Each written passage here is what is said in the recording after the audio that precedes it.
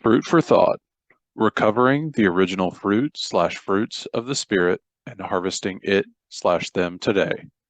Written by Art Edwards. Copyright 2022. This presentation and recording were done by Casey Evans, with permission from the author. Author's note: some names and locations in the author's personal stories have been changed. These events happen pretty much as described, at least in my memory.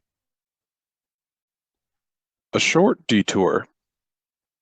Paul lists love, agape, as the first fruit of the Spirit. He might even see it as the mother of all fruit of the Spirit. If so, this makes joy, peace, patience, kindness, goodness, faithfulness, gentleness, and self-control variations on a theme. They become characteristics of agape. Agape is the fruit from which all others spring and to which they return. And so you ask, okay, if that's true, why are you starting with joy and not love? Well, I want to save the best fruit for last. Agape is something you have to work up to. Put in slightly rephrased words of Jack Nicholson, you can't handle agape yet. I'm saving agape for the last in this book, precisely because it is the fruit everything adds up to. It's also the fruit from which everything flows. With that detour over, let's consider stories that reflect two dimensions of joy as Paul might have understood them. I shared a long ago March birthday with my wife, daughter, her husband, and their children, Matilda and Charlie. Birthdays have always been a relatively big deal in our family. The birthday rule is that the person with the birthday gets to make all the choices: when, where, who, how many, and what. On your special day, you pick the venue, people, and cake. You also have a big say in your present.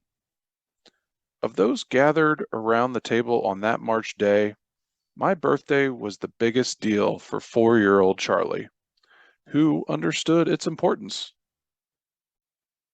As the youngest and smallest member of our family, Charlie had a deep appreciation for being large and in charge. 4 months earlier, Charlie's birthday had been carefully orchestrated right down to the party hats, which everyone wore, and the honkers, which everyone honked. If you haven't been to a party with a 4-year-old recently, honkers are those paper things that unfurl like a frog's tongue and sound like a dying goose when you blow into them. My birthday was considerably less grand than Charlie's. Charlie was not impressed. The right people were there, the cake was okay, the presents were acceptable. But even though Charlie didn't want to judge, something was clearly missing. Joy. Around our birthday table, Charlie insisted on sporting the leftover hat and honker she had saved from her birthday. No one else was as well prepared. The littlest partygoer preened like a peacock and honked away.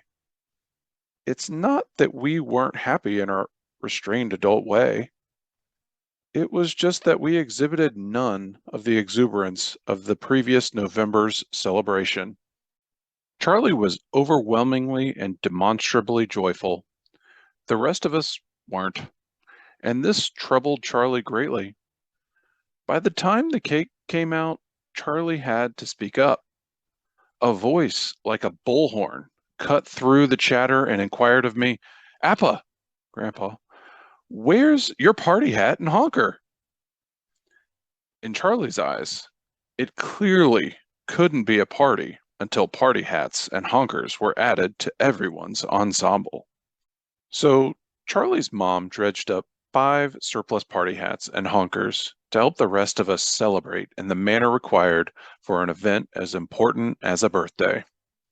The key thing about this experience was neither the party hats nor the honkers. They're just props. The moral is twofold. Charlie's joy couldn't be full until everyone's joy was full, and Charlie was on a mission to make everyone's joy full. A quiet joy. My friend, Beverly Mitchell, reminded me of a less insistent joy that is also the kind of joy Paul described as a fruit of the Spirit. This kind of joy does not come from health, wealth, or circumstances. It is a more profound joy from a deeper source. It is, as Beverly wrote, a joy that is expressed but not imposed. Here's her description of a person who embodied that kind of joy. Caritha's story.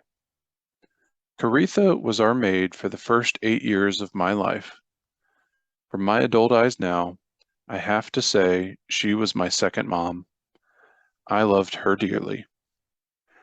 She lived in what everybody called Colored Town in my hometown of DeLand, Florida. Modest means is an understatement. She was poor, struggled from paycheck to paycheck, lived in a shack, etc. But as a child, I only knew that she came every day, and the day was filled with laughter and storytelling. And when she couldn't come for one reason or another, her mother Hattie came in her place. It was not the same. I cried and probably pouted for the entire day. What joy Caritha expressed came from a deep well of a mysterious source that enabled her mind and heart to overcome the circumstances she lived every day, doing without, having only the bare necessities, and a young daughter to raise while managing the somewhat oppressive conditions. She influenced me in ways I could never imagine. Caritha wasn't intentional. She was just herself, but apparently she exuded joy by just being who she was. She wasn't a Charlie who reminded everyone when joy was missing. There are many people in my life with this kind of joy. All would have something in common. They were individuals of little means, but filled with a spiritual joy that gave peace and hope. At a surface level, their conditions gave them no reason to be joyful, but they were. Their very presence and how they related to others without intentionality were their fruits. And at last, what did Paul mean when he wrote about joy? When Paul wrote about joy as a fruit of the Spirit, he used the word hara. In Greek, hara is a unique kind of joy. It is not the joy that comes from earthly things. That kind of joy is charo. Apologies for the charo reference. You probably have to be well beyond your 60th birthday to get it. Reader's note. I want my listeners to be clear. I don't speak Greek either. Maybe geek, but not Greek. And what follows, you'll have to take my Greek pronunciation with a dollop of Southern and a dash of Midwestern flavor. The joy encompassed by hara has to do with something other than winning at someone else's expense or watching Georgia beat Alabama at anything. It is a shared experience that lights up your life by connecting with something grander and by brightening up someone else's life. Charity, charisma, and charismatic are English words that have hara in their root. Hara has an even broader meaning when you discover how it shares its Greek root with other Greek words, charis and eucharisto.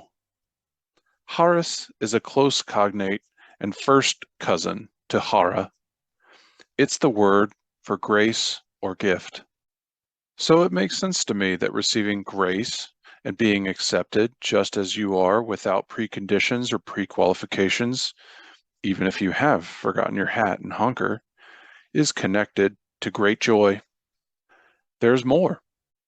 You might recognize the Greek word eucharisto, or thank you. And so you ask, what does that have to do with hara? Well, in modern Greek, eu, eu, is pronounced as either ev, ev, or ef. So, in the Greek Paul spoke, the word for thank you was not eucharisto, but eucharisto. I suppose some of you are wondering why the h or ch, that part of the word for thank you in Paul's day disappeared in modern Greek. I couldn't tell you, but try saying eucharisto with a h or ch in it. Eucharisto doesn't exactly roll off the tongue. Besides, except in German, words tend to get shorter over time. So, God be with you became goodbye. Case closed.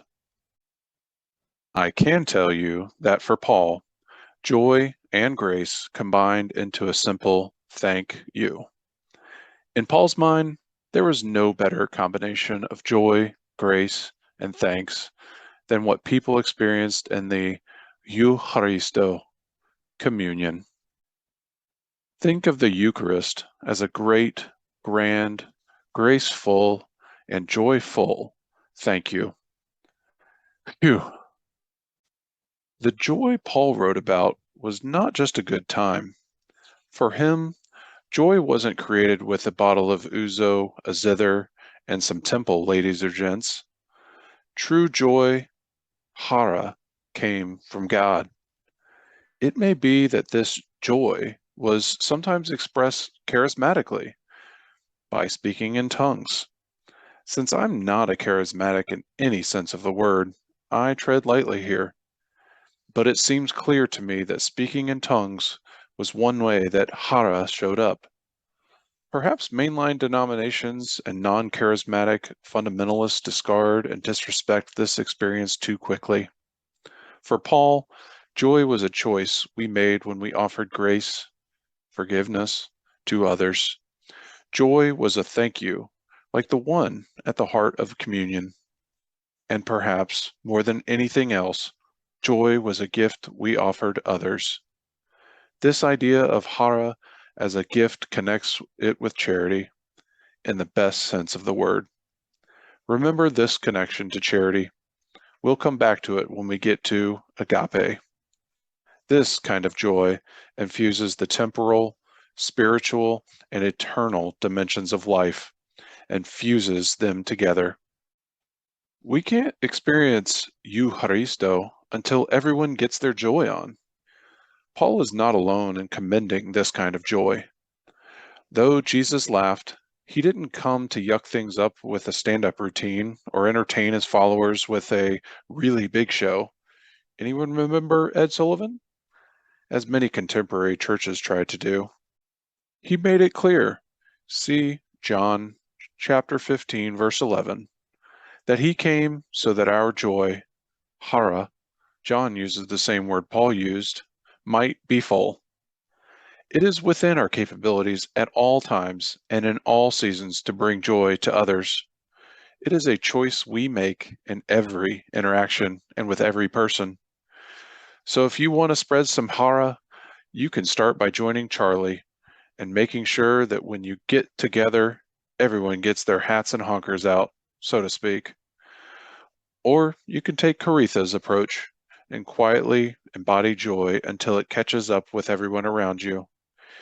Either way, eucharisto in advance for your haris, charity, and hara. A note from the author. Thank you for listening and viewing the Joy Hara chapter of Fruit for Thought. If you enjoyed today's clip, then a hardcover print copy of the book can be purchased by searching for Art Edwards' Fruit for Thought on Google, Amazon, store.bookbaby, Grace and peace, Art Edwards. Scripture. These things I have spoken unto you, that my joy might remain in you, and that your joy, Hara, might be full. John chapter 15, verse 11, King James Version.